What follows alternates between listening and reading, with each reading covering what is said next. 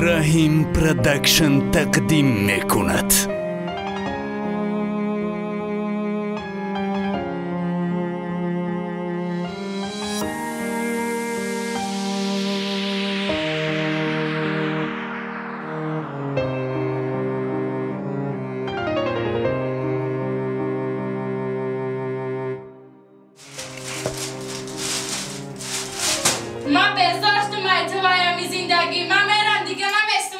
Rajabali Ibroni.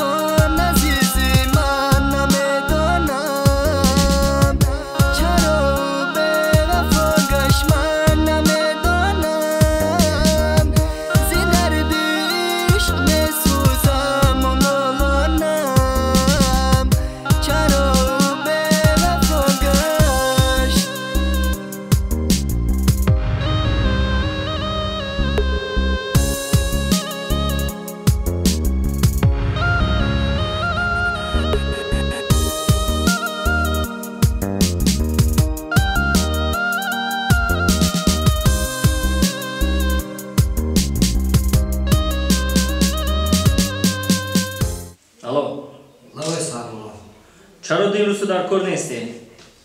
سردارم از سبب بیماری سر بودن زنم من با کار آمدن نمیتوانم. میتوانید به جای من دیگر کارگر بیاورید. تو در کجایی؟ من حاضر در بیمارخانه. من نزد تو حاضر میشوم. مایلش نمیخواهم به جست و یار دیگر، نمیآید بر سرم فکر دیگر.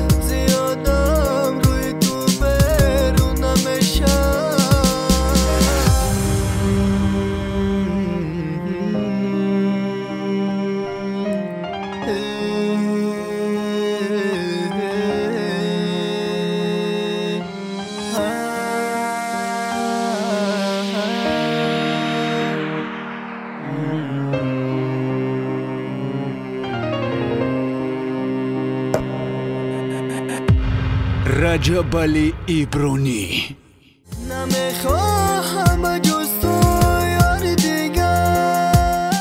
RAHIM Production.